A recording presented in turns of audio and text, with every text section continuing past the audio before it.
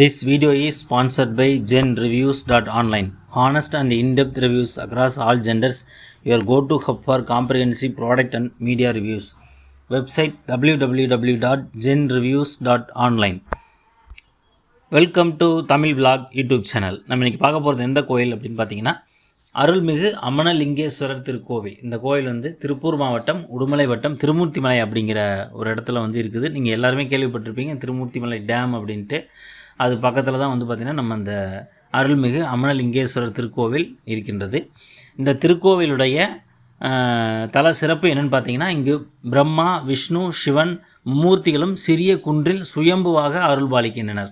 இது வந்து ஒரு குடைவரை கோவிலாகும். இந்த கோவிலுடைய தலப்பெருமை என்னென்னு பார்த்தீங்கன்னா, சிவனுக்கு மும்மூர்த்தி ஆண்டவர், திருமூர்த்தி ஆண்டவர், அமனலிங்கேஸ்வரர் என்ற திருநாமங்கள் உள்ளன. இந்த கோவிலில் வந்து பார்த்திங்கன்னா சந்தன வழிபாடு பண்ணுறது ரொம்ப சிறப்பு. இந்த கோவிலில் இங்குள்ள மும்மூர்த்திகளுக்கு பக்தர்கள் சந்தனத்தை வாங்கி அவர்கள் மீது எரிந்து வழிபாடு செய்கின்றனர். அப்படி சந்தனம் எரியும் போது மும்மூர்த்திகளின் நெற்றியில் சந்தனம் விழுந்தால் நாம் நினைத்த காரியம் உடனே நடக்கும் என்பது ஐதீகம். இங்கு சிவன் ஞான குருவாக விளங்குகிறார். எனவே இங்கு தட்சிணாமூர்த்தி வழிபாடு மிகவும் பிரசித்தி பெற்றதாகும்.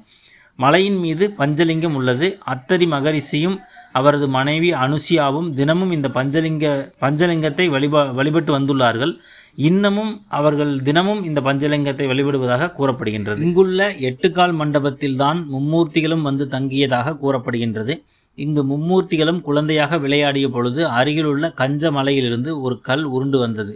அப்போது பட்டாரசி, தேவகன்னி, பத்மகன்னி, சிந்து கன்னி, அகஜா கன்னி, வனக்கன்னி, சுமதி கன்னி என்ற சப்த கன்னியர்கள் 7 விரலி மஞ்சளை வைத்து உருண்டு வந்த கல்லை தடுத்து நிறுத்தி விளையாடி கொண்டிருந்த குழந்தைகளை காப்பாற்றினர். அப்படி உருண்டு வந்த கல்லிலேயே மும்மூர்த்திகள் ஐக்கியமாகிவிட்டனர்.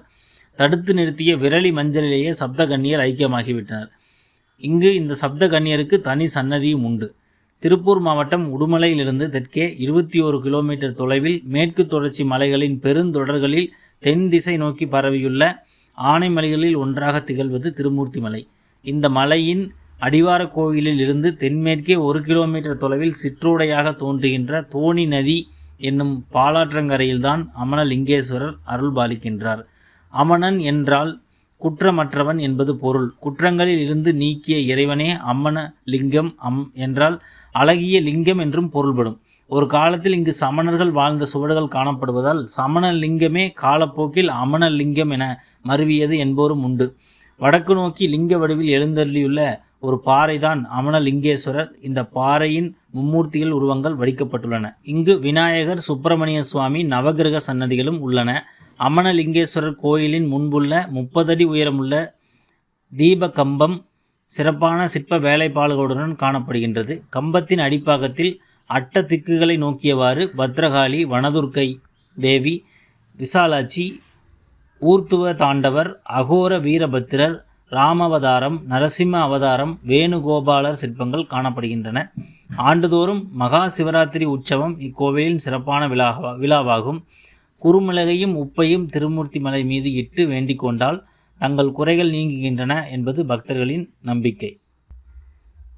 எல்லாம் வல்ல இறைவன் உரைக்கின்ற திருத்தலங்களில் இந்த திருமூர்த்திமலை மிகவும் சிறப்பு வாய்ந்தது.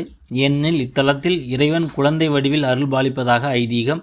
எனவே கேட்டதெல்லாம் கிடைக்கும். அகத்திய முனிவர் இறைவனின் திருமண கோலத்தை பொதிகை மலையில் கண்டுகளித்ததை மீண்டும் ஒரு முறை காண வேண்டி அதற்கான இடத்தை இறைவன் குறிப்பால் உணர்த்திய இடமே திருமூர்த்திமலை. கைலாயத்தில் நடந்த இறைவனின் திருமண கோலத்தை குருமுனி அகத்தியர் கண்டு வணங்கிய இடமே பஞ்சலிங்கம் என்று வழங்கப்படுகிறது. கைலாய காட்சியை இங்கும் காட்டியதால் இத்தலம் தென் கைலாயம் என்றும் சிறப்பு பெறுகின்றது. மும்மூர்த்திகளே தமக்கு குழந்தையாக பிறக்க வேண்டும் என்பது அத்திரி மகரிஷியின் விருப்பம். இவரது விருப்பத்தை நிறைவேற்றும் பொருட்டும் இவரது மனைவி அனுசூயின் கற்பின் மகிமையை இந்த உலகத்துக்கு எடுத்துக்காட்ட விரும்பியும் பிரம்மா, விஷ்ணு, சிவன் ஆகிய மும்மூர்த்திகளும் இங்கு தோன்றினர். இங்கு மகா சிவராத்திரி என்று 4 கால பூஜை. இது தவிர ஆடி அமாவாசை, தை அமாவாசை, மகாலய அமாவாசை நாட்களில் ஆயிரக்கணக்கான பக்தர்கள் கூடுவர். வாரந்தோறும் ஞாயிற்றுக்கிழமைகளில் மதியம் 12 to 2:30 மணி வரை சிறப்பு பூஜை நடைபெறும். ஆவணி ஞாயிற்றுக்கிழமைகளில் விசேஷ பூஜை இங்கு நடைபெறும். ஆகஸ்ட் மாதத்தில் வருஷாபிஷேகம் நடைபெறும். இந்த கோவிலுடைய பிரார்த்தனை எப்படின்னு பார்த்திங்கன்னா, இந்த குழந்தை இல்லாதவர்கள் இந்த தலத்தில் நீராடி சப்த கன்னிமார்களை வழிபட்டு பின் மும்மூர்த்திகளை வழிபட்டால் குழந்தை நிச்சயம் என்பது ஐதீகம். இது தவிர முகம் மற்றும் உடலில் மறு உள்ளவர்கள் இங்குள்ள தோணி ஆற்றில் நீராடிய பின் அதில் உப்பு மிளகு வாங்கி போட்டால் மறு நீங்கிவிடும். குழந்தை பேறு இல்லாத பெண்கள் ஞாயிற்றுக்கிழமைகளில் இங்குள்ள விநாயகர் கோவில் முன் உள்ள வரடிக்கல் என்ற கல்லில் அமர்ந்து அந்த கல்லின் மீது தேங்காய் பழம் வைத்து அந்த கல்லை இரு கைகளால் பிடித்து மனம் ஒன்றி வழிபட வேண்டும். அப்படி செய்யும் போது அந்த தேங்காய் பழத்தை அவர்கள் அறியாமல் தொட்டுவிட்டால் குழந்தை பேறு நிச்சயம் என கூறப்படுகிறது. திருமணம் ஆகாதவர்கள், இளைஞர்களின் சிறந்த படிப்பு, வேலை, மன நிம்மதி வேண்டுபவர்கள் இந்த கோவிலுக்கு தேங்காய் பழம் வைத்து வழிபட்டால் சிறந்த பலன் உண்டு என்பது நம்பிக்கை. இது மட்டும் இல்லாமல் இந்த கோவிலின் சற்றே மலையேற்றத்தில் பஞ்சலிங்க அருவி என அழைக்கப்படும் அருவி ஒன்று உள்ளது. அணையின் நீர்த்தேக்கத்தில் படகு சவாரியும் ஏற்படுத்தப்பட்டுள்ளது. நன்றி, வணக்கம். மீண்டும் அடுத்த வீடியோவில் சந்திக்கலாம்.